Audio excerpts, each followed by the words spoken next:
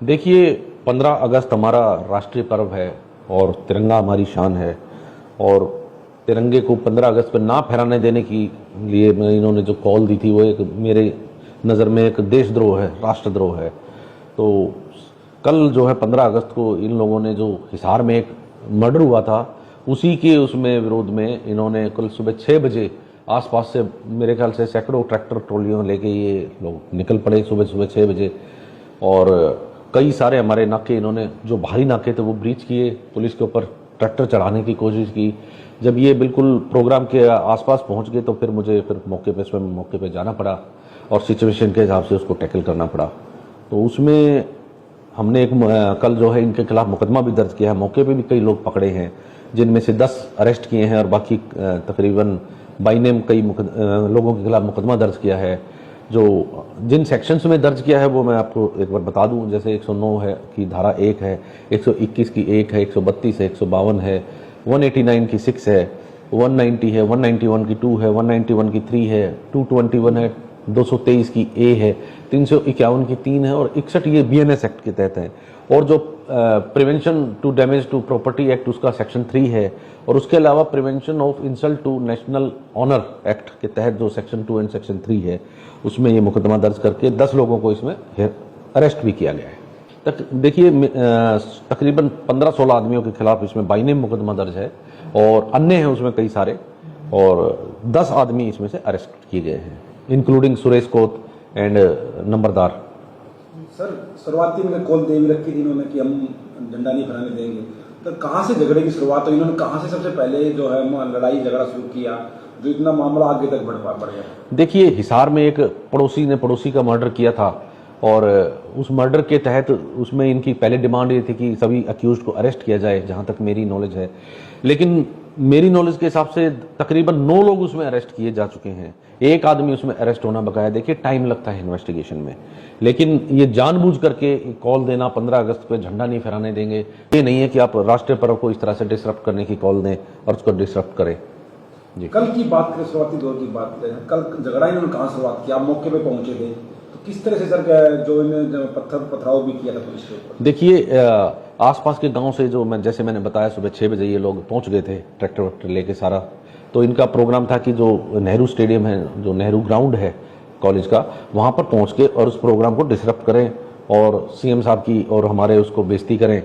और इसलिए फिर मुझे मौके पे खुद जाना पड़ा और इसको आगे की कार्रवाई करनी पड़ी। सर, इस दौरान आपके हाथ पे भी चोट लगी और कहा यह जा रहा है कि आपके द्वारा भी पत्थरबाजी जो है लोगों पर की गई। देखिए, वायरल हो रही है। देखिए, कई सारे मोर्चों पे कल मैंने जैसे बताया, कई सारे जो हमारे बैरिकेड्स थे, जो जर्सी बैरिकेड भी लगाए थे, हमने मजबूत लगाए थे, लेकिन इन्होंने ट्रैक्टर और उनसे तोड़े हैं।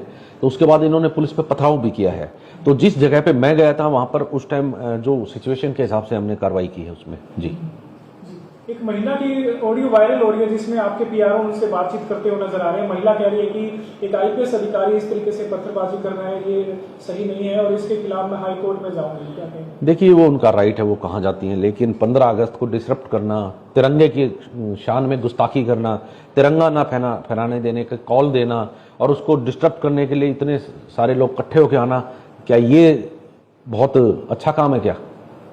तो पुलिस को तो एज पर लॉ एक्शन लेना ही पड़ेगा ऐसे लोगों पे। जी, आगामी कार्रवाई क्या की जा सकती है? आगामी कार्रवाई जो जैसे मैंने बताया, मुकदमा जो कायम किया गया है उसमें 10 लोग अरेस्ट हैं, बाकी जो बाई नेम और हैं उनको भी अरेस्ट करेंगे आगे, और आगे अगर इस तरह की हरकत करेंगे आगे भी कानून के हिसाब से कार्रवाई करेंगे। कहा जा रहा है कि वहां पर टोल फ्री करने और टोल रोकने की बातें भी उनकी तरफ से की जा रही है कि अगर पहले 3 बजे तक का समय दिया गया, उसके बाद कहा गया कि आज जो है टोल वगैरह रोकेंगे, या इस तरह की बातें कही जा रही है। इसको लेकर के आपकी क्या तैयारियां हैं? देखिए, टोल की जहां तक मेरी इन्फॉर्मेशन है, टोल तो केवल हमारे नहीं, बाकी हिसार में भी है, जींद में भी है, सब जगह इनकी कॉल है।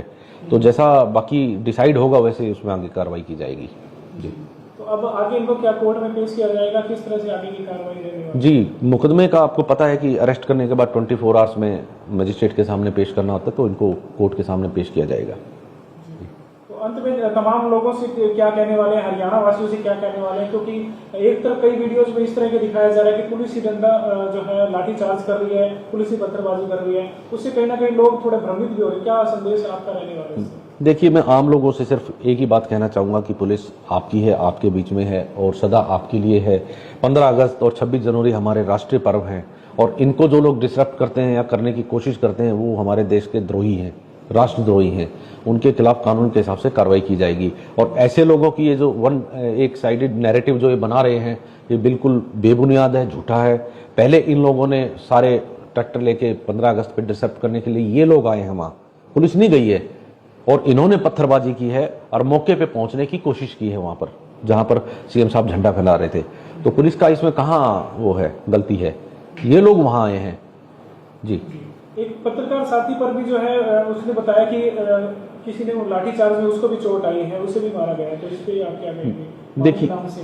देखिए भीड़ में ऐसे वाकये हो जाते हैं। हमारे एक किसी जवान को भी इस तरह सिविल में था, वो नहीं पता लगता कई बार, तो मेरी नोटिस में है नहीं।